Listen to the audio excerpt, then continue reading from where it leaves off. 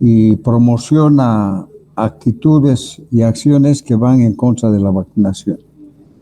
Entonces, este tema es importante porque yo, por ejemplo, creo en las vacunas, no porque sea médico solamente, sino porque eh, soy consciente y puedo ver realmente que las vacunas han logrado la erradicación de muchas enfermedades y en algunos casos la disminución de la frecuencia o la tasa de mortalidad de otras que todavía se pueden ver. Ustedes ya no van a ver posiblemente casos de difteria, de sarampión, directamente casos de poliomielitis, no van a haber casos de viruela y otras enfermedades que ya prácticamente se han erradicado y algunas están próximas a erradicarse, ¿no? O sea que el tema de hoy es el PAI, Programa Ampliado de Inmunizaciones.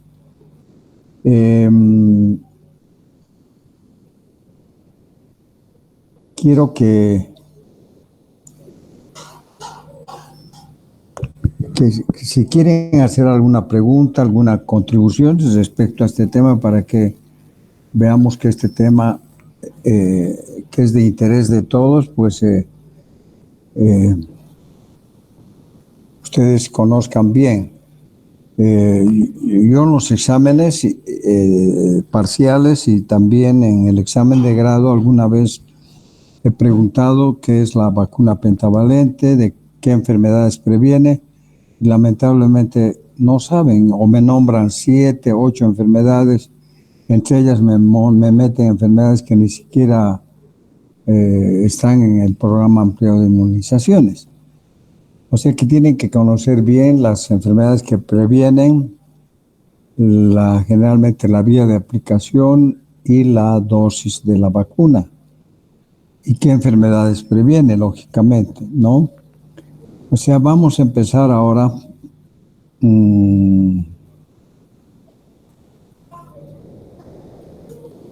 hablando del programa ampliado de inmunizaciones.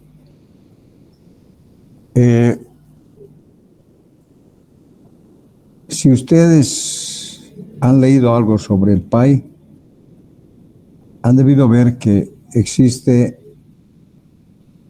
un PAI de nueva generación y luego se han agregado algunas vacunas a los PAIs anteriores, conforme se han ido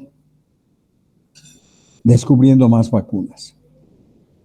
Desde que el hombre pisó la tierra, pues se encontró con algunos problemas por su afán de sobrevivir. Lo primero que el hombre sintió en lo que se refiere a su salud es el dolor, ¿no? En su lucha para poder lograr sus alimentos tenía que enfrentarse con animales más grandes y tal vez con el tiempo fue descubriendo que era más inteligente que ellos y empezó a utilizar armas y de ser carroñero, porque comía los alimentos que dejaban los animales, a ser cazador y conseguir su alimentación. Pero en sus peleas entre ellos y los animales y entre ellos mismos se causaban pues fracturas, heridas, enfermedades que luego ya se conocen actualmente. Entonces su afán ha sido buscar primero un remedio para calmar el dolor. Y han ido descubriendo en plantas, flores, raíces, hierbas, algunas de estas que todavía siguen usándose como la morfina, todas las inas, ¿no? La cafeína, la cafiaspirina, todos los medicamentos para el dolor. Pero al mismo tiempo se descubría o se veía que estos medicamentos provocaban adicción. Entonces han ido buscando otros y encontrando otros remedios para el dolor. En ese afán, pues se han ido descubriendo las bacterias, los microorganismos y se han descubierto antibióticos, etcétera. En algunos países, pues el problema era que se decía que una vez provocada o producida la enfermedad, a mucha gente se moría. No había remedio o el remedio escaseaba o no era del todo eficaz. Y hay gente que ha pensado y ha dicho, ¿por qué en vez de buscar un remedio para curar la enfermedad, no buscamos algo para evitar la enfermedad? Entonces, esa idea ya nació en los budistas, inclusive en los incas, en el siglo XVII los budistas indios tomaban el veneno de las serpientes para ver si podían provocar una inmunidad contra la picadura de las serpientes. Luego, en la época de la viruela, pues había la famosa variolización. Trataban de adquirir inmunidad extrayendo pus o sangre de una persona enferma levemente de viruela y se inyectaban. En algunos casos podían generar cierto grado de inmunidad, pero en la mayoría se morían porque hacían la enfermedad y se morían. Entonces así fueron pasando los años y fue Edward Jenner, que en el año 1749 descubrió la vacuna contra la viruela. La viruela era una enfermedad, una pandemia que se generalizó y que causaba una gran mortalidad, y aquellas personas que no morían pues se quedaban con secuelas graves, ¿no? Entonces, este Jenner, que nació en 1749, se fue a Berkeley, en Inglaterra, como médico rural. Además era poeta y se dedicó a investigar cómo podía prevenirse las enfermedades.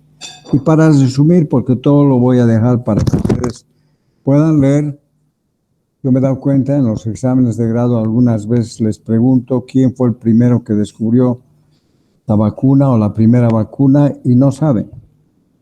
Ni siquiera los del tribunal, el representante del colegio médico o el otro médico, cómo se descubrió y por qué se llama vacuna y cuál fue la primera y cómo se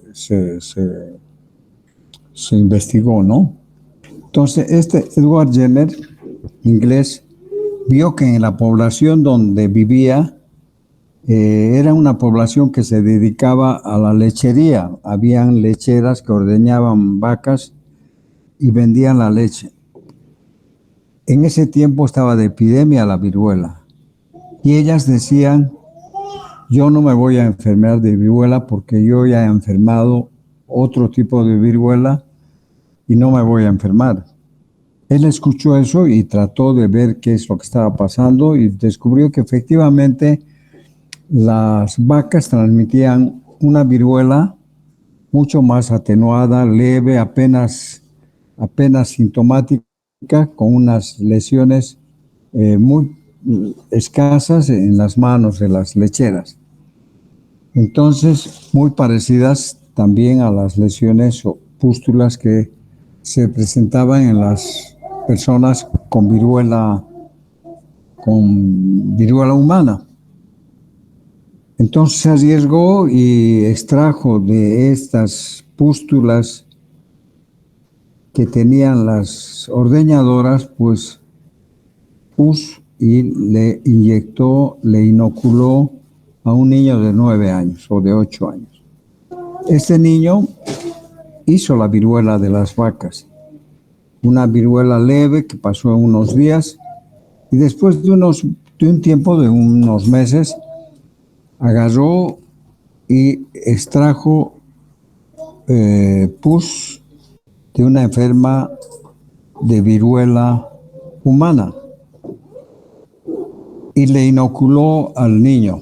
¿Cómo se arriesgó? ¿No? Podía contagiarlo o hacer que desarrolle la enfermedad. Sin embargo, el niño no desarrolló la enfermedad, o sea, estaba inmune contra la viruela humana. Estas son las características de una viruela humana. Este es Edward Jenner. Y esa es la forma como trataban de vacunar a los niños a la fuerza en esos tiempos. Son pinturas donde probablemente los agarraban entre 2 o 3 personas a un niño. Aquí se ve que esta mujer estaba participando del procedimiento y fue mordida por el niño. Seguramente está vendándose la mano, ¿no? Así eran las pústulas y yo no he visto nunca una persona con viruela. Sin embargo, algunos familiares sé que han muerto, familiares míos con viruela. Pero todavía se puede ver a aquellas personas que han tenido viruela y han sobrevivido y que tienen esas secuelas estéticas que han quedado casi desfigurando el rostro o han quedado ciegos, ¿no? Así tenían estas pústulas en todo el cuerpo, en todo el organismo, en todo el cuerpo, inclusive dentro del ojo, lo que provocaba la ceguera. Así, esta es la secuela de personas que tienen acné. El acné es poca cosa en relación a las lesiones que quedaban después de haber enfermado viruela o quedaban con esas lesiones. Todavía se ven en las calles algunas personas mayores con estas lesiones que son secuela de la viruela o quedaban ciegos, ¿no? Por lesiones que se producían a nivel del ojo.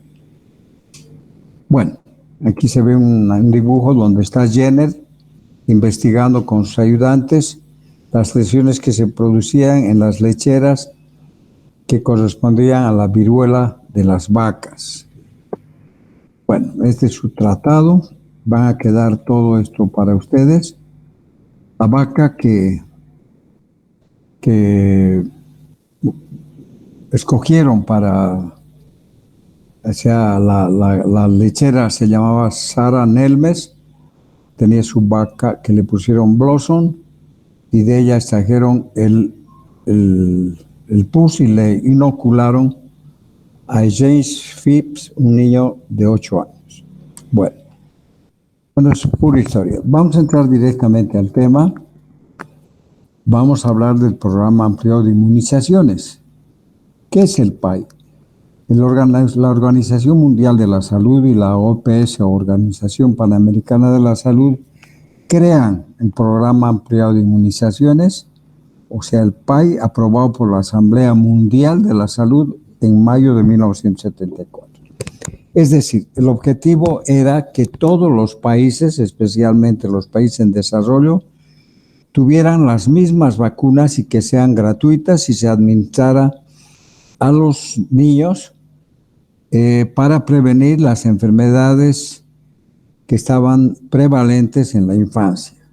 El objetivo era ese. Entonces, es decir, no podía haber niños sin vacuna.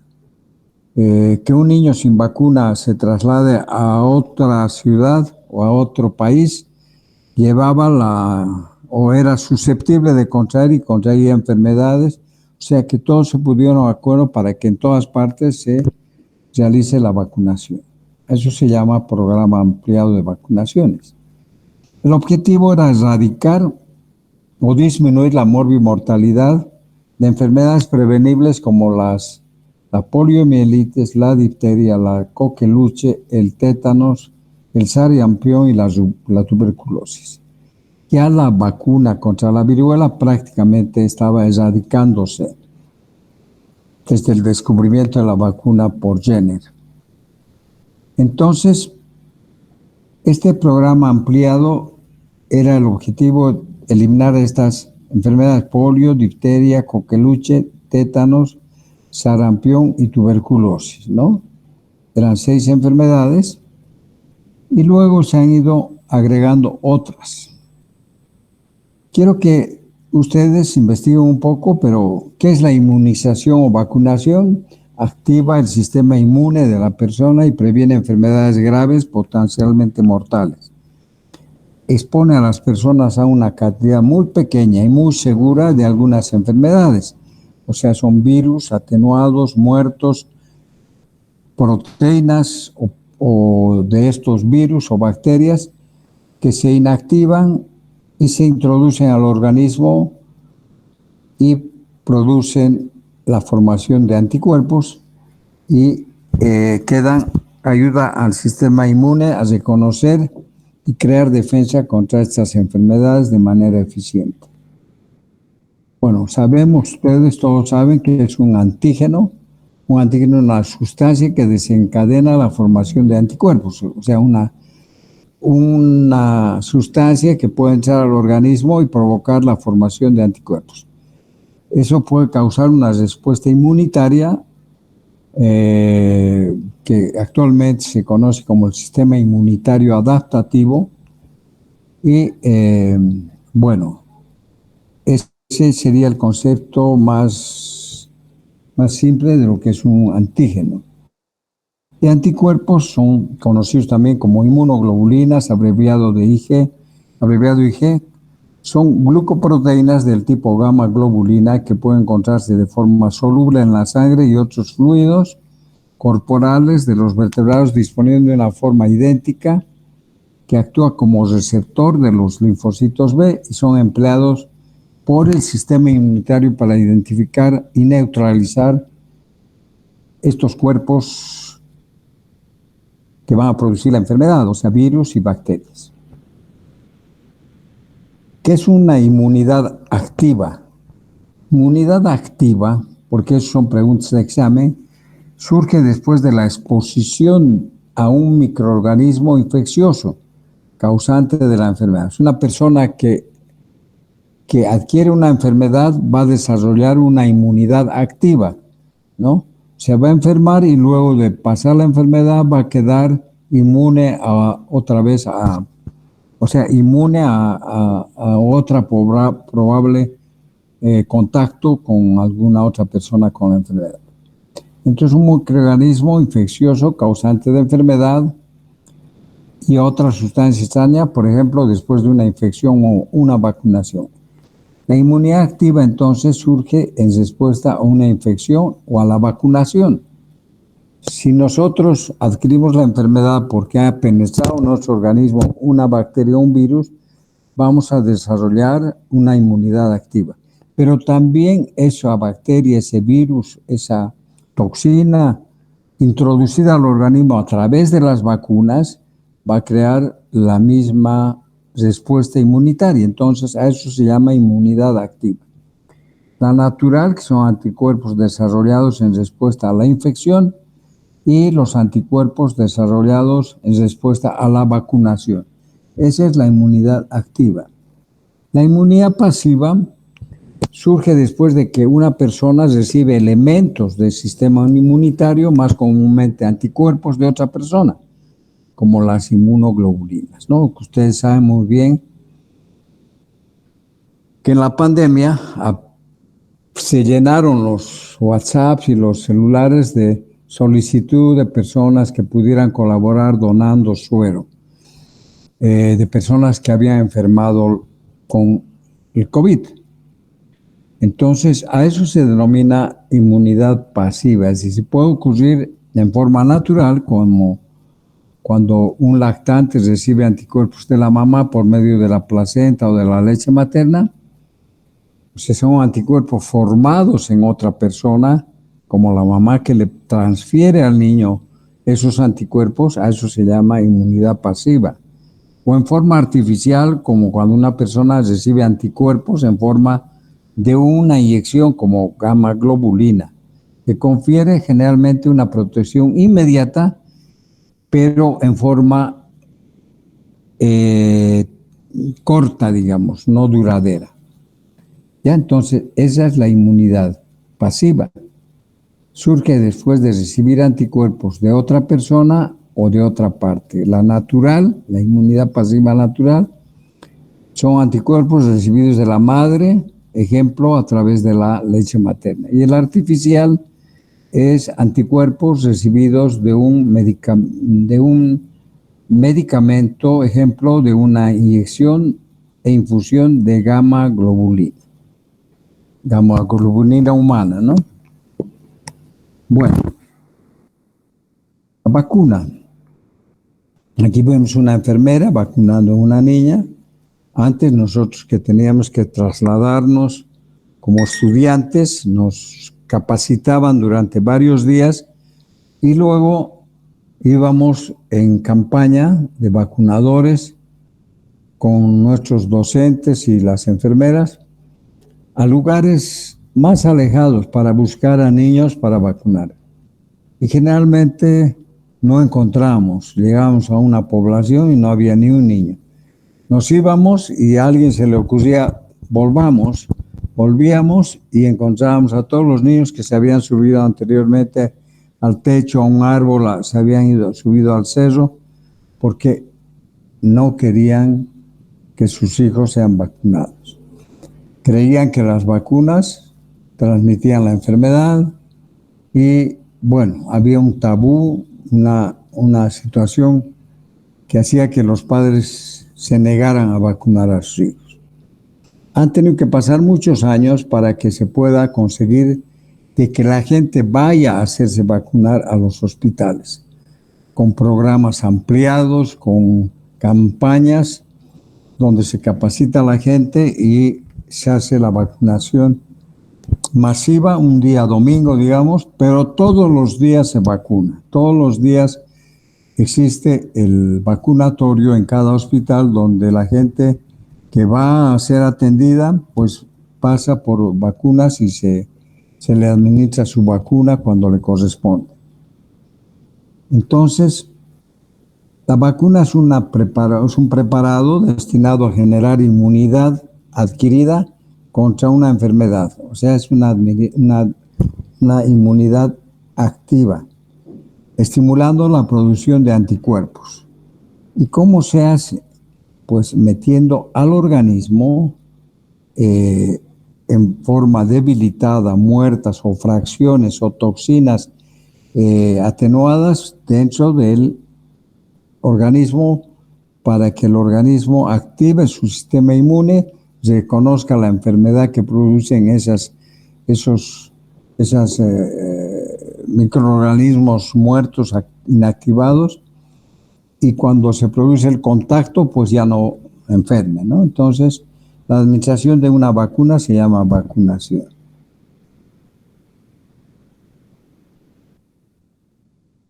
Bueno, el término de vacuna o vacunación justamente deriva de la Variolae vacinae, que quiere decir viruela de la vaca. O sea, es un término que lo utilizó Jenner cuando descubrió la vacuna contra la viruela. Lo utilizó en 1798 en su tratado. Pero 100 años después, Luis Pasteur, en homenaje a Jenner, propuso de que todos los biológicos que se vayan descubriendo para prevenir las enfermedades que iban apareciendo se llamaran vacunas, en honor a Jenner, ¿no? Entonces, se llaman así por esa razón. Y muchos docentes o médicos no saben eso.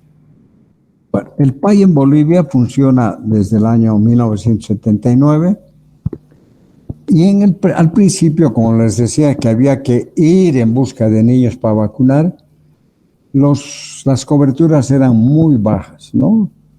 La meta, digamos, hay un pueblo que tiene 1,000 niños menores de 5 años. Entonces, la meta es vacunar los 1,000 niños. Lo que se logra vacunar es la cobertura. Antes las coberturas eran bajas, no alcanzaban al 10 o 20% de niños vacunados. Entonces, en las campañas de vacunación, cada vacunador da su informe. Dice, yo he vacunado de 100 personas, solamente 2.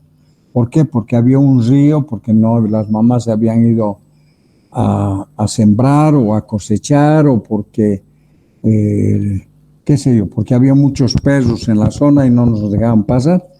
Entonces, una vez que se informa, pues el personal de salud busca estrategias para lograr vencer esos obstáculos que hacen que uno no llegue a tener una cobertura mayor. Ahora ya todo eso ha cambiado. Vemos que actualmente hay entre el 50% hasta el 82% de vacunación, de cobertura, especialmente para las terceras dosis de las vacunas que requieren de 3 dosis, es decir, la polio, la penta, la antineumocócica. La administración de la tercera dosis de una vacuna es un criterio de, de calidad, ¿no? Nos muestra la calidad de la atención de ese hospital, la adherencia que tiene la gente hacia ese hospital. Es decir, vuelve al hospital para la segunda dosis, vuelve para la tercera. Entonces, se está creando una conciencia en la población de que tiene que vacunarse. Entonces, de ser de 10 a 20%, ha subido al 82, 50, 82%, tal vez más en todas las enfermedades, pero la vacuna que más se aplica es la BCG, porque la BCG, como han podido ver los que están rotando en hospitales, una vez que se ha dado de alta a un niño recién nacido, se le aplica la vacuna BCG en el hospital. Entonces no escapa de la vacunación. Ese 7% restantes son aquellos que nacen en su domicilio o que han sido atendidos su mamá, el parto o han sido dados de alta un sábado o un domingo donde no hay personal para vacunar, pero es citada para que venga posteriormente a vacunarse. En el año 1994 se dio el último caso de poliomielitis en las Américas. En Bolivia el último caso fue en 1987. Actualmente hay algunas personas que caminan por la calle. Si ustedes ven a una persona cojeando y agarrada de su muslo, de su rodilla, posiblemente sea una persona con una secuela de polio, ¿no? La polio producía una parálisis flácida que afectaba a todos los músculos del cuerpo, en especial los músculos de las extremidades, que eran los que tenían que soportar el peso del cuerpo. Entonces estos músculos, por la parálisis, se atrofiaban y actualmente si ustedes le levantan el pantalón a una persona que está cojeando y ve una pierna totalmente delgadita, casi piel y hueso, ha sido polio, ¿no? Una polio que ha logrado una atrofia muscular importante y además lesiones en las partes blandas que no logran la estabilidad de esa articulación, de la rodilla, de la cadera, y por eso es que tienen que caminar a veces con aparatos, ¿no? Bueno, pero ya en el año 1987 se vio el último caso de polio. Yo no he visto, pero hay varios médicos, hay pediatras, ginecólogos que tienen secuelas de polio. Bueno,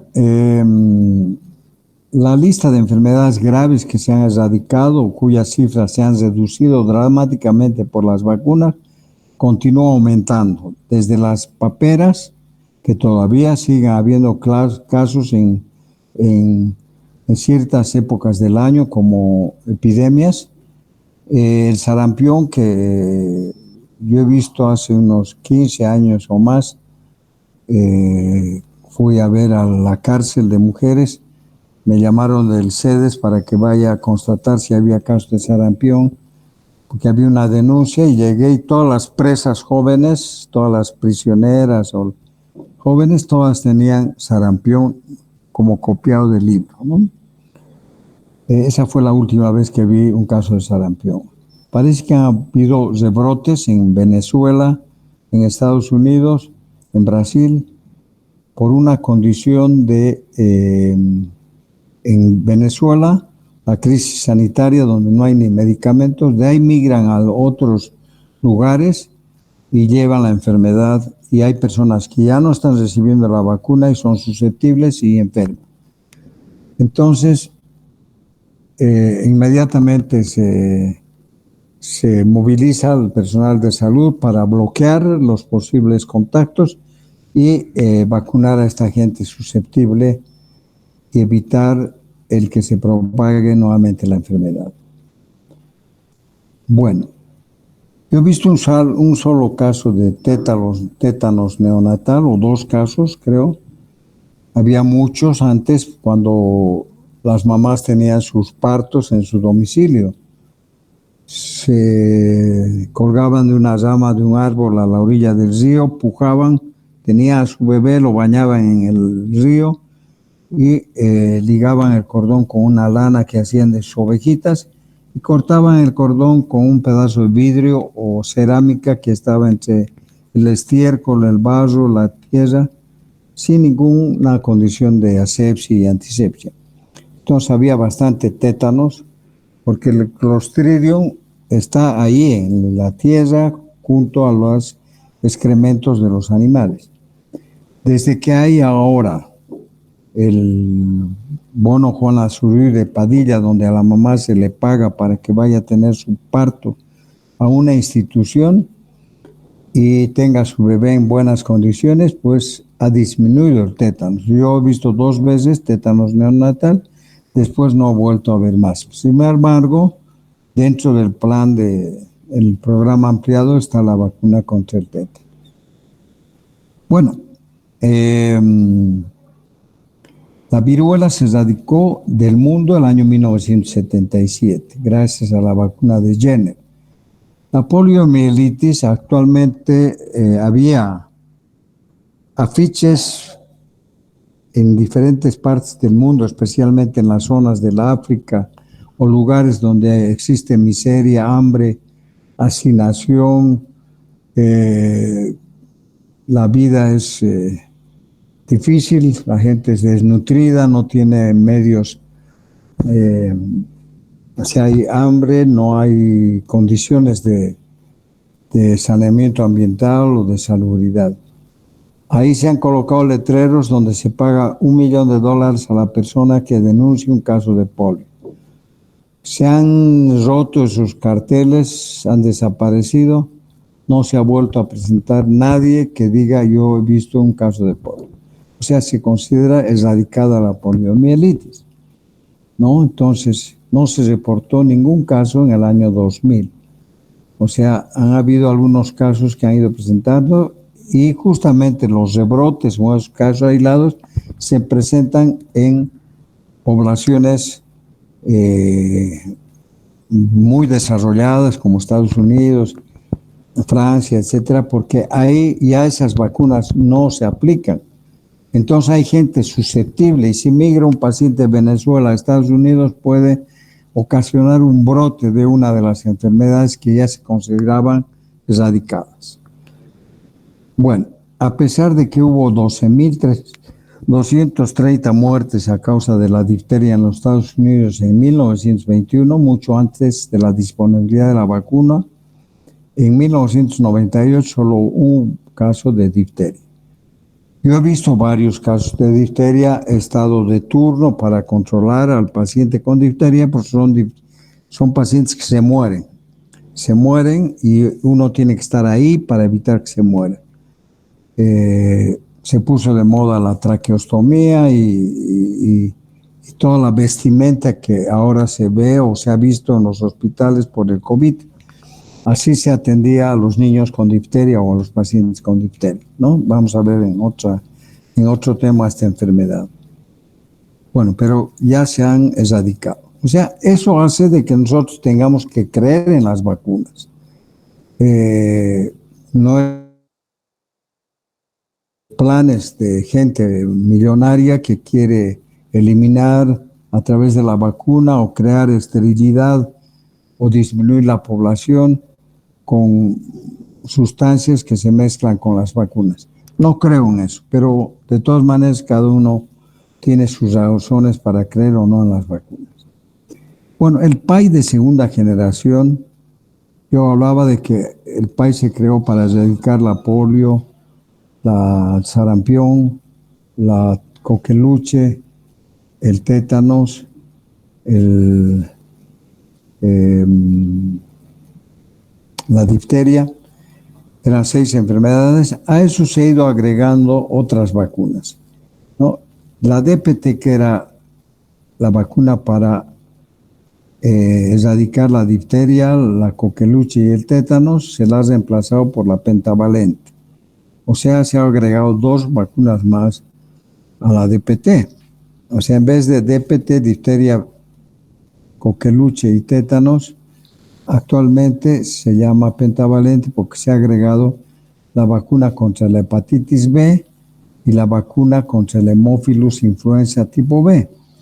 Con esto se ha ampliado la cantidad de enfermedades que se trata de prevenir.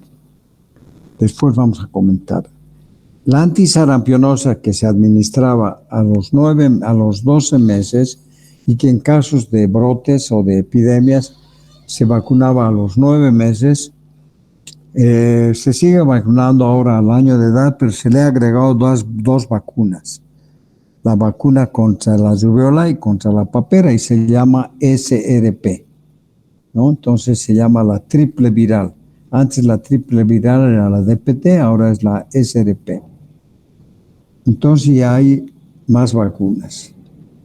Luego vamos a ver, agrega otras vacunas más que vamos a ver, pero ¿cómo se clasifican? Las vacunas se clasifican por la forma en que han sido obtenidas. Por ejemplo, son virus atenuados como la del sarampión, papera y rubiola, o la varicela, o bacterianas, bacterias atenuadas como la vacuna contra la salmonella tifus. Virus inactivadas, enteras, virus enteros, pero inactivados como las vacunas contra la gripe, o sea, contra la influenza, y bacterianas inactivadas como la vacuna para la coqueluche, que son células enteras que se administran. Las basadas en sus proteínas. Hay 2 vacunas que se usan, es decir, las responsables de las complicaciones y los problemas más graves de estas enfermedades no son la bacteria misma, sino la toxina que producen, como en el tétanos y la difteria. Entonces se ha creado antitoxinas o toxoides, ¿ya? Luego tenemos las vacunas conjugadas, donde tenemos vacunas para el neumococo, etc. Vacunas puras, que son en base a polisacáridos para el neumococo. Preventivas, aumentan o aumentan la inmunidad. Los medicamentos o antirretrovirales que se utilizan para el VIH, para evitar que progrese a SIDA, se consideran como vacunas. ¿Por qué? Porque aquella persona que está infectada con VIH y tiene su tratamiento con antirretrovirales, no va a enfermar, no va a SIDA, siempre que tome religiosamente sus remedios. Ya puede morirse de cualquier cosa, pero se mantiene con niveles altos de anticuerpos y con carga viral cero mientras tome sus medicamentos. Entonces es una forma de prevenir el síndrome de inmunodeficiencia adquirida con enfermedades oportunistas provocadas por otras bacterias. Bueno, el calendario de vacunación, un negro que esto ocurre en todos los esquemas de vacunación aprobado por el Comité Nacional de Inmunizaciones, y que se administra sistemáticamente a toda la población en un país o área geográfica con el fin de obtener una inmunización adecuada de la población o de las poblaciones para evitar migraciones de gente que está susceptible. Entonces tenemos la vacuna BCG rápidamente, que ustedes saben que previene las formas graves de tuberculosis, se aplica al recién nacido hasta los 11 meses. La vía de administración intradérmica, el número de dosis es una sola dosis de 0,1 mililitro, ¿ya? Por vía intradérmica. Puede provocar algunos efectos adversos como el malestar general. En otros países en que la dosis es mayor a 0,1 mililitros, pueden provocarse adenitis a nivel de la zona axilar, que se llama adenitis BCG o BCGitis. En Chile hay mucho paciente o recién nacido o niños con BCGitis, ¿no? Con adenitis de la zona axilar o supraclavicular. Bueno, está contraindicado en niños nacidos con menos de 2 kilos de peso. Se espera que lleguen a tener 2,000 gramos para vacunarlos. A los pacientitos inmunocomprometidos con VIH-Sida o que tengan una enfermedad inmunodeficiente congénita, ¿no? En quemados de nutrición muy grave, etcétera. Bueno, aquí tenemos la complicación de la BCG, que es una BCGitis o adenitis BCG, es una inflamación. Esto muchas veces se absceda, o sea, se agrega una bacteria y se produce un absceso. Generalmente está producida por la acumulación del material que se ha usado para la vacuna, es decir, una sustancia gaseosa que forma esta inflamación. A veces hay que operar y sacar y vaciar y revacunar.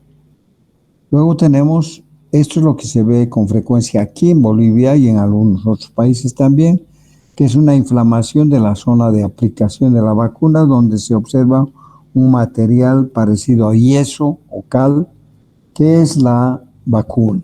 No hay que remover eso, hay que apenas tocar con alguna sustancia antiséptica, porque si limpiamos, sacamos todo esto, vamos a tener que vacunar nuevamente, ¿no?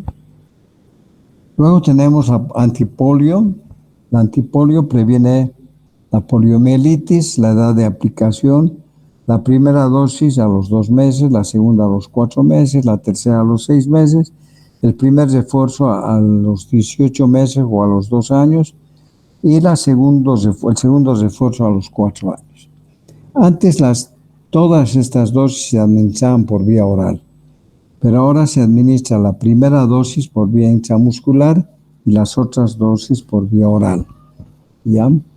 La dosis por vía oral son 2 gotas en la cara interna de la mejilla, en el carrillo de la boca, 2 gotitas. Si el niño hace diarrea después hay que repetir porque puede ser que aumentando el peristaltismo del intestino las gotitas no se absorban y se eliminen.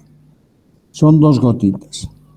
Pueden haber antes con la primera dosis, que era un antígeno, porque son 3 serotipos. El primer serotipo podía producir la enfermedad atenuada en un caso por cada 2,5 a 3,3 millones. Entonces se ha cambiado y no se administran los 3 serotipos en la primera, sino 2 en la aplicación intramuscular y luego en gotas los 3 serotipos. Tenemos la antipoliomielitis, o sea, la misma de la que estamos hablando, que es trivalente, los 3 serotipos. No se debe administrar un niño con diarrea, por ejemplo, con inmunodeficiencia, como en todas las vacunas, y durante el embarazo, a pesar de que no tendría sentido. Y bueno, la primovacunación en mayores de 18 años debe usarse la vacuna inactivada, o sea, la de gotas, y puede emplearse si has recibido previamente alguna dosis oral o intramuscular. La pentavalente, ¿qué es la pentavalente? Es una vacuna y en esto se equivocan porque yo les pregunto, ¿qué enfermedades previene la pentavalente? Me dicen fiebre amarilla, coqueluche, tuberculosis y a veces hasta 8 o 9 enfermedades. Esta es una vacuna que combina 5 antígenos, ¿no? La preparación contiene bacterias muertas, de tetánico y difterico, antígenos de superficie de la hepatitis B y un polisacárido capsular purificado del Haemophilus influenza tipo B. O sea, previene la difteria, ¿no? La difteria, la tosferina o coqueluche, el tétanos, la hepatitis B y algunas infecciones invasivas producidas por el Haemophilus influenza tipo B, como ser enfermedades respiratorias, la epiglotitis, la otitis, la meningitis, todas esas enfermedades. Por eso es que ha habido un cambio importante en la morbimortalidad en niños menores de 5 años por la introducción al país de la vacuna contra el hemófilos. La mayoría de las enfermedades respiratorias y la meningitis era producida por el hemófilos. Ahora ya no hay meningitis. Yo no veo hace muchísimos años, desde que era estudiante. No hay, ahora sí puede haber meningitis por otras causas, ¿no? Entonces la pentavalente se aplica a los 2 meses, a los 4 meses, a los 6 meses y se aplica por vía intramuscular. Esto es importante porque esto es lo que más pregunta. ¿Qué enfermedades previene la penta? ¿Qué vía y qué dosis? Entonces siempre, casi todas es 0,5 ml. Vía intramuscular al muslo derecho, anterolateral del muslo, esta vacuna protege contra difteria, tétanos, coqueluche, infecciones invasivas por Haemophilus influenza, como hemos dicho, y la hepatitis B. Estas son las formas de haber conseguido la vacuna con bacterias muertas de coqueluche, toxoides tetánico y diftérico y virus de la hepatitis B, o sea, un preparado de este virus y polisacárido capsular del Haemophilus influenza. ¿Por qué se combinan 5 vacunas? Porque administrando en una sola aplicación se reducen los costos, hay mayor cobertura, son menos pinchazos, digamos así, hay más adhesión, menos dolor y los pacientes no están tan asustados. El número de visitas al vacunatorio es menor y ante la idea de que reciban muchas aplicaciones, el paciente no vuelve. Ahora, la pentavalente tiene 2 frascos. Uno viene con un solvente donde está la vacuna contra el Haemophilus influenza en forma liofilizada, en forma de un polvillo que es en forma liofilizada, la vacuna contra el Haemophilus influenza tipo B. En el otro frasco vienen como solvente 0,5 ml de la vacuna DPT, o sea, difteria, coqueluche y tétanos, combinada con la vacuna contra la hepatitis B en forma líquida. El contenido de este último sirve de solvente para la forma liofilizada de la hemófilos. Se conserva entre +2 y +8 grados de temperatura. Está contraindicada en enfermedades graves con fiebre o sin fiebre, y en caso de convulsiones, alteraciones neurológicas, etcétera, o sensibilidad o reacción alérgica a la vacuna. Actualmente se usan estos 2 frascos, líquido y la forma liofilizada. Se pasa este líquido acá, como vamos a ver en este esquema. Entonces se pasa el líquido a de aquí se extrae, o sea, se pasa el líquido, se agita, se mezcla, de ahí se extrae y se aplica. Ahora ya está saliendo la vacuna en un solo frasco. O sea, en un solo frasco ya viene la vacuna ya preparada, se aspira y se aplica. Bueno, esta es una caricatura pues mostrando al paciente asustado viendo varias vacunas aisladas que se le pueden aplicar a la vez, ¿no? La cara del médico totalmente complacido de verlo sufrir al paciente o asustado. Bueno, toda aplicación de vacuna tiene un efecto adverso o una complicación, pero en la pentavalente hay que subrayar de que los efectos adversos pueden ser locales o sistémicos o pueden ser por mala técnica en la aplicación o factores que son esperados. Por ejemplo, puede haber un efecto local que puede ser el dolor e inflamación en la zona de la aplicación. Puede haber sistémicos como un poquito de fiebre, malestar general, el niño está irritable. Entonces, para eso se le da paracetamol para que pueda disminuir su malestar. Pero existen algunos casos en los que hay una mala aplicación. Por eso es que el personal para que esté en el PAI o en el vacunatorio tiene que ser una persona muy capacitada. En caso en la zona de aplicación por mala técnica, ese personal es retirado y tiene que pagar el valor de la vacuna y es destituido y en algunos casos hasta puede ir a la cárcel. La vacuna tiene que ser intramuscular sí o sí. Si se quedan restos de vacuna en el tejido celular subcutáneo, puede producir necrosis aséptica o un proceso inflamatorio que va luego contaminarse y ser un absceso. Para eso, la jeringa de la vacuna pentavalente tiene una burbuja. Entonces, cuando uno carga la jeringa con las 5 vacunas, la burbuja queda encima. Se administra intramuscular, se aplica y quedando encima la burbuja que entra y empuja a las vacunas hasta el tejido, hasta el músculo, evitando que queden restos de vacuna en el tejido celular subcutáneo.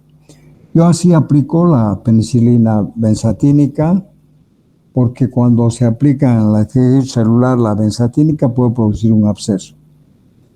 Bueno, entonces son más o menos las características. ¿A qué edad? 2, 4, 6 meses y 2 refuerzos, a los 2 años y 4 años. En el muslo, la parte no debe mezclarse con otras vacunas, no se debe administrar, hay que comprobar que no está en un vaso porque puede producir no un choque anafiláctico, sino un colapso donde la persona se desmaya, pero no es un choque anafiláctico.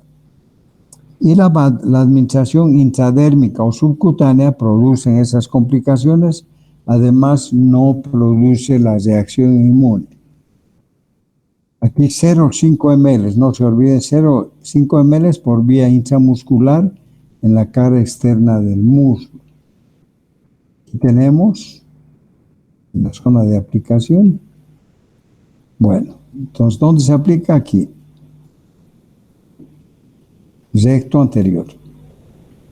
Bueno, la vacuna antineumocócica, ya estamos terminando, chicos. A ver, vamos a ver qué hora es. Son las 15 minutos más para que se vaya rápido, ¿ya? Ya. La vacuna. Sí, dime.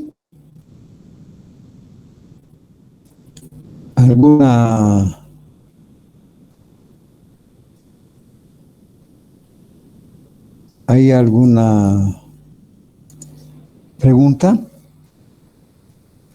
He escuchado una vocecita.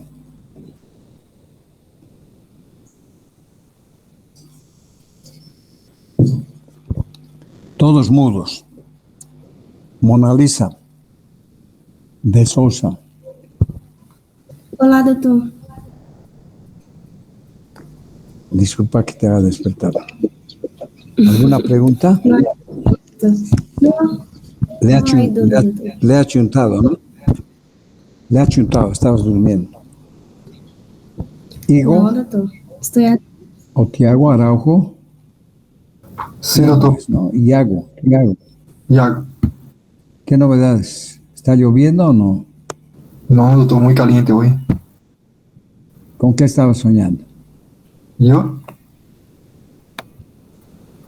Que te estaban vacunando. Bueno, vamos a continuar. Amanda Freitas, ¿tienes alguna Hola, doctor. pregunta? No, ¿Todo doctor. bien? Sí. Bueno, vamos a ver en el examen. Bueno, vamos a continuar porque no quiero que lleguen tarde. Y la vacuna antineumocócica. Miren, fíjense bien ustedes, ¿no? Cuán importante es uno saber por qué suceden las cosas y por qué no vuelven a suceder. Con la vacuna del PAI-1, pues se lograba la disminución y luego la erradicación de 6 enfermedades. La mayoría de las enfermedades respiratorias en los niños menores de 5 años de edad se producían por el neumococo o por el Haemophilus influenza, ¿ya? Nosotros llegábamos al hospital como alumnos o como internos y de entrada, ya cambiándonos, veíamos que entraban a admisión los niños convulsionando, ¿no? Con sus ojitos torcidos, moviendo sus manitas o su cabecita, desviación de la mirada, contracción. Eran meningitis. Todos sabíamos hacer punción lumbar. Llegábamos, nos traían un equipo de punción lumbar, hacíamos punción y salía líquido que tenía aspecto de leche condensada, totalmente turbio, purulento. ¿Era hemófilus o neumococo? Ahora con estas dos vacunas, la Haemophilus influenza que está en la pentavalente y con la antineumococo, prácticamente yo no he vuelto a ver más meningitis. ¿No? Ahora pueden haber por otros gérmenes, por contaminación, por vecindad, por accidente, etcétera, etcétera. Pero la mayor parte de las causas de pacientes con neumonía eran o con meningitis y algunas enfermedades respiratorias como la epiglotitis, la neumonía, la otitis, la sinusitis, eran causadas por el Haemophilus influenza. ¿Qué pasa con la antineumocócica? Ya es una vacuna que protege contra neumonías y meningitis. Ya se administra por vía intramuscular.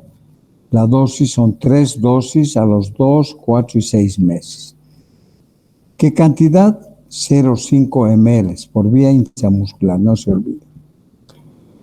Entonces, desde el año 2000 que empieza a utilizarse esta vacuna, que es conjugada con varias cepas de neumococo y constituye la vacuna heptavalente, con la intención de disminuir la enfermedad neumocócica invasiva.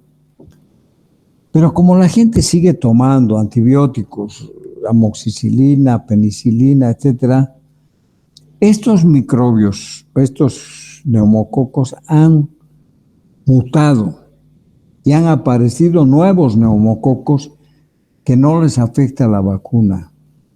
Entonces, esta respuesta inmunológica ha disminuido, ¿no? Por el uso inapropiado e irracional de los antibióticos. Bueno, se vacuna a los 2 meses, 4 meses, 6 meses, ¿no? Aquí tenemos que esta vacuna heptavalente se han modificado los serotipos prevalentes como resultado del uso indiscriminado de antibióticos que inducen la aparición de cepas multiresistentes. Entonces se ha fabricado otra vacuna que se llama 13 valente, 13, porque se ha aumentado en la elaboración de esta vacuna otras cepas que se han encontrado y ahora hay la vacuna antineumocócica conjugada 13 valente, o sea, son 13 cepas de neumococo. El grupo de mayor riesgo son los inmunodeprimidos. Son niños con asplenia orgánica o funcional. Ustedes saben muy bien que hay niños que nacen sin vaso o no funciona el vaso o han sufrido un accidente en los que se ha tenido que sacar el vaso. Estos niños tienen que ser protegidos con antibióticos durante toda su vida por el riesgo de infección por neumococo, que va a producir una sepsis mortal en estos niños. Entonces, en estos niños, esta vacuna es pues obligatoria y además va a proteger a estos inmunodeprimidos, pero en estos niños que no tienen vaso, ¿no? Por padecer infecciones frecuentes o graves por neumococo. Y si van apareciendo otras cepas, porque nosotros seguimos usando, pues otra vez están en riesgo estos niños, ¿no? Bueno, entonces tenemos como un resumen lo que les he dicho, ya pueden ampliar más leyendo. Ahora, la vacuna neumocócica 13 valente, pueden haber estado recibiendo vacuna neumocócica 7 valente o heptavalente y ahora pueden continuar con la 13 valente para que puedan ampliar a estas enfermedades, o sea, su inmunidad, ¿ya? Bueno, aquí tenemos la vacuna antirrotavírica. Esta es otra gran vacuna que ha hecho de que la mortalidad infantil por enfermedades diarreicas haya disminuido tanto. Antes, todos los hospitales, en todas las salas había niños con sus sueros deshidratados por diarrea. ¿Y qué diarrea era? Una diarrea provocada por el virus, el rotavirus. Ya previene diversas diarrea por rotavirus causada por los serotipos G1, G2, G3, G4 y los serotipos G con la proteína P1A. Este rotavirus era el responsable de el mayor porcentaje de diarreas con deshidratación grave y muerte por hipovolemia o shock hipovolémico en niños menores de 2 años. ¿Ya? Especialmente en los primeros meses. Se aplica en la cara anterior o lateral de la boca, igual que la vacuna contra la polio, pero que se administra 1 ml o 1.5 ml. En algunas partes 1.5 ml. ¿Ya? ¿Qué significa esto? Imagínense, la vacuna contra la polio son 2 gotas, la antirrotavírica se administran. ¿Cuántas gotas sería 1 cc y medio? ¿Quién responde? Eso no saben. 1 ml 30 y medio. gotas, doctor. 30 gotas. 30 gotas. Marina, voy a anotar tu nombre, ya que has participado. Vas a tener un premio. Cuando mueras vas a ir al cielo. Marina. ¿Estás bien feliz de lo que vas a ir al cielo? Sí, doctor, seguro. Marina. Tal vez tengas un puntito más. No, Blauch, ¿no? Quiere decir además que estabas atenta a la pregunta. Bueno, entonces, continuando, ya, estábamos en que se administra un ml o un ml y medio. Un ml son 20 gotas, ¿ya? Y 30 gotas. O sea, esas 30 gotas hay que aplicarle como muestra la fotografía aquí, ¿ya? Es por vía oral, 1 ml en 2 dosis. Ya, la primera dosis entre los 2 y 3 meses, la segunda dosis entre los 4 y 7 meses. Puede haber alguna reacción adversa como fiebre, malestar general, como casi todas las vacunas, porque se está entrando algo extraño a su organismo. Yo soy muy admirador de Djokovic, un tenista que es el número 1 del mundo y que ha perdido las oportunidades de tener muchos más partidos ganados porque en la época de la pandemia no quiso vacunarse y le prohibieron la entrada a algunos países. Pero sigo admirándolo de todas maneras, ¿no? Entonces, la entrada de un organismo extraño a nuestro cuerpo, pues no están de acuerdo con eso. Entonces, administra 30 gotas. Si está con diarrea hay que vacunarlo otra vez, ¿ya? Y puede haber alguna reacción anafiláctica por algún componente de la vacuna. Ustedes saben muy bien que el preparado de las vacunas se hace para obtener y conseguir más virus, para hacer más vacunas. Hay que cultivar estos virus, bacterias en medios de cultivo, generalmente en agar sangre, en embrión de pollo, en huevo, etc. Entonces, aquellas vacunas que son, aquellos virus que son cultivados en huevo, por ejemplo, no debe aplicarse a las personas que son alérgicos al huevo.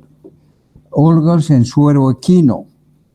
Hay virus o bacterias que se cultivan en suero equino, como la toxina de la difteria.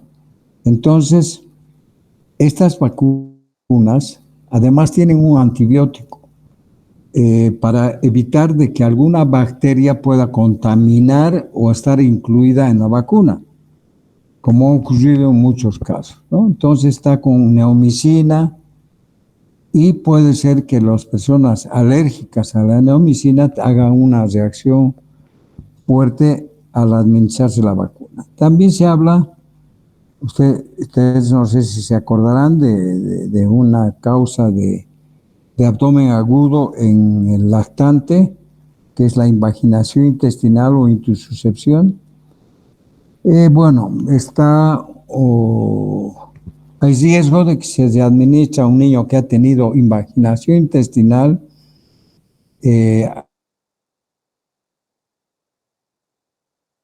si se le administra la vacuna antirrotavírica. ¿Por qué? Porque puede ser que esa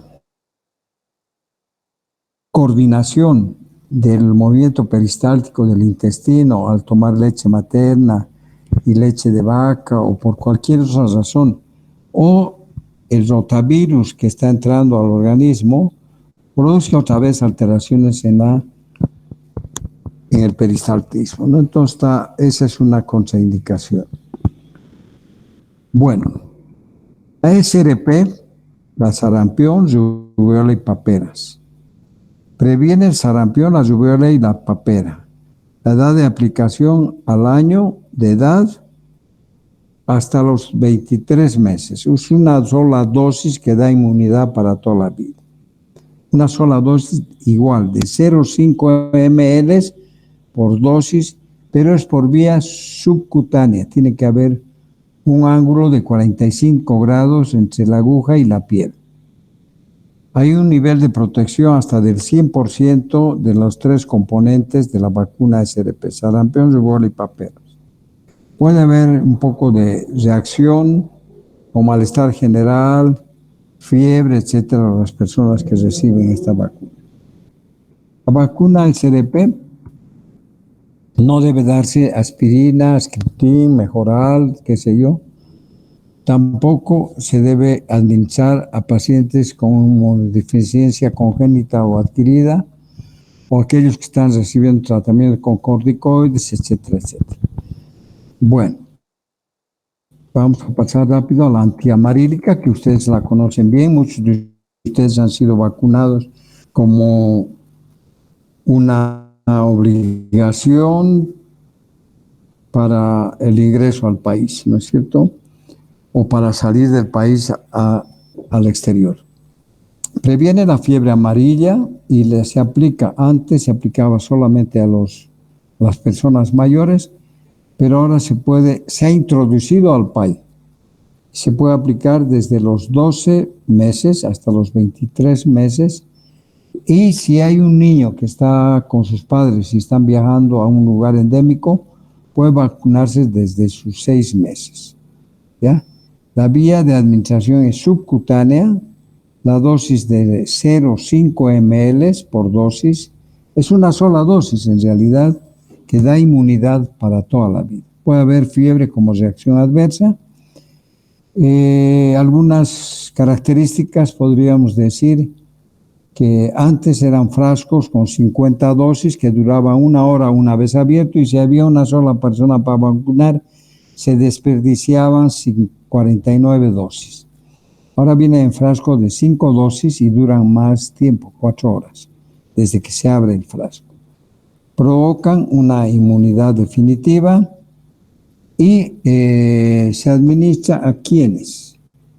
Se administra a aquellas personas que van a viajar a zonas endémicas, aquella gente que vive en zonas endémicas donde hay mucho mosquito Aedes aegypti, viajeros, cuando hay brotes epidémicos, y población de zonas limítrofes con zonas de riesgo.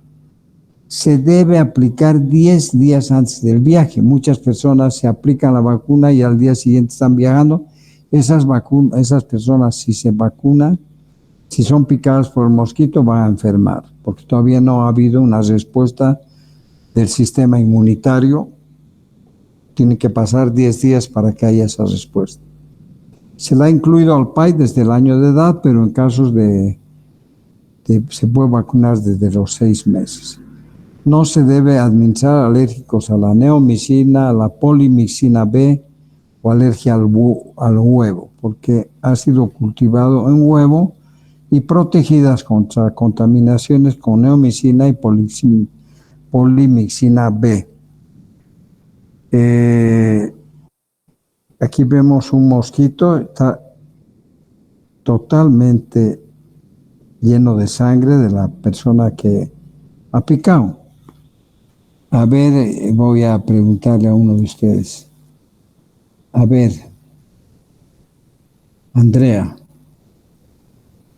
Sí, Doc. Andrea, ya.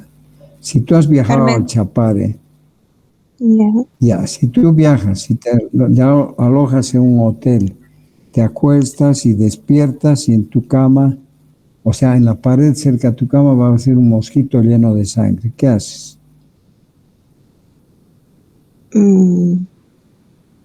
¿Qué hago? Sí.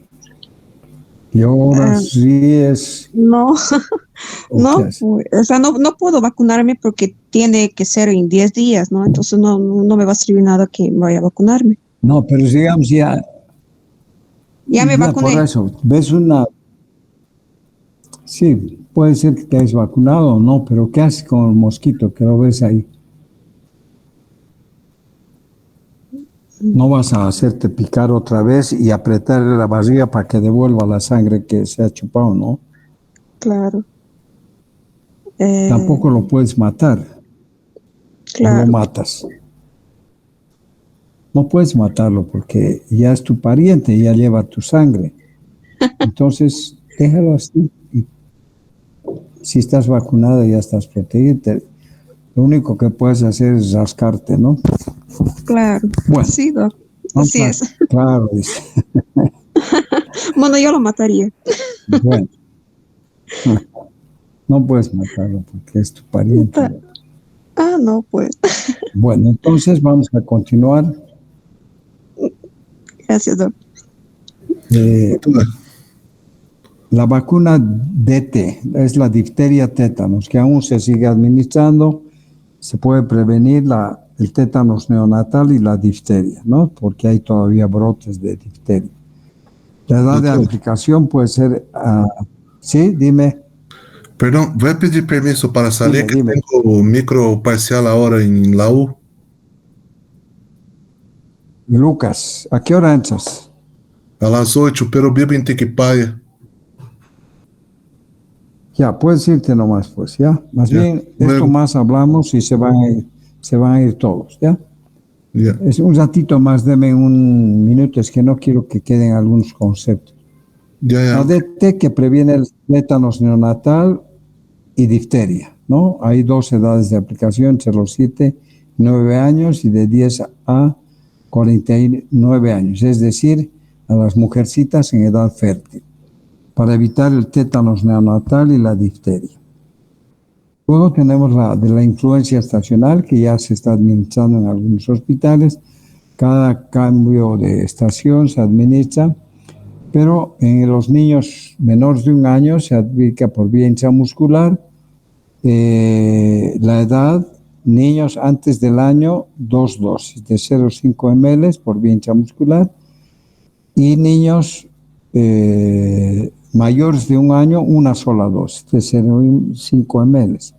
En los adultos mayores, generalmente en los ancianos que son susceptibles a enfermar con influenza y morirse, porque no es igual que un resfrío, es la gripe estacional, que es grave, se administra una sola dosis de 5 ml cada año. Y luego tenemos la vacuna contra el virus del papiloma humano. Esa ha sido muy resistida por mucha gente, no ha querido hacerse vacunar, porque al principio había unas observaciones y, bueno, antes se pensaba que el varón contagiaba a la mujer cuando tenía relaciones sexuales sin circuncidarse y no era una persona aseada. Echaba la culpa al hombre, pero ahora sabemos que es el virus del papiloma humano y que puede producir, no todas las cepas, cáncer cervicouterino, ¿no? Entonces puede aparecer en el cuello uterino, en la vagina, en la vulva en las mujeres, en el pene en los hombres, en el ano en hombres y mujeres, y en la parte posterior de la garganta en hombres y mujeres, porque creo que está de moda el sexo oral. Y también puede haber en niños, ¿no? En niños de 9 a 14 años. Esta vacuna se recomienda a personas hasta los 26 años que no hayan recibido la vacuna antes. Y bueno, también tenemos niños recién nacidos que pueden ser contagiados. Estos son condilomas acuminados, que son papilomas que se ven en los labios mayores. A veces son del tamaño de un repollo, con un olor terriblemente feo. Hay que cauterizar o hacer aplicaciones de podofilina para que desaparezcan, ¿no? Es desagradable, ¿no? Y esto algunas cepas pueden provocar el aspecto en los genitales, esto a nivel del ano, en la boca, en los labios, en la piel. Este es el virus. Y aquí tenemos niños que las mamás se lavan, o sea, es decir, tienen papilomas y no se lavan las manos y están cambiando de pañales a sus bebés y los contagian, ¿no? A ustedes deben tener todos este esquema nacional de vacunación. Pueden agregar alguna vacuna que... Aquí hay faltas contraindicaciones que ustedes van a leer. Y luego tenemos el PAI, o sea, la cadena de frío que ustedes van a leer desde que se produce la vacuna o se fabrica hasta que llega a la persona que se va a vacunar. A eso todo ese método de conservación de las vacunas, de transporte de las vacunas, de aplicación de las vacunas, tiene sus normas. A eso se llama cadena de frío, ¿no? A nivel central, departamental, local, gerencial, local. Bueno, hay vacunas que deben mantenerse congeladas, otras que no pueden congelarse. Hay vacunas que no pueden estar expuestas a la luz, otras que no pueden estar expuestas al calor, etcétera, etcétera. Aquí van a ver todo eso, cómo se reciben, cómo se transportan las vacunas, qué hacer en caso de accidentes o emergencias, como ser que se corte la luz en una zona y la persona que esté a cargo de los vacunatorios tiene que estar muy capacitada porque tiene que saber ordenar sus vacunas. Un freezer o un refrigerador donde están vacunas no puede haber carnes frías ni Coca-Colas ahí adentro. Solamente debe abrirse cuando se va a hacer la aplicación o la distribución de las vacunas. Aquí todo tienen ustedes para que lean. Y bueno, váyanse a su clase. Todos los días son días de vacunación, o sea, no solamente en las campañas. Vacúnense, chicos. Buenas noches. Buenas noches, doctor. Ya. Buenas noches. Buenas noches, doctor. Buenas noches. Buenas noches, doctor. Buenas noches. Buenas noches. Chao, chao. Chao, doctor. Chao, doc.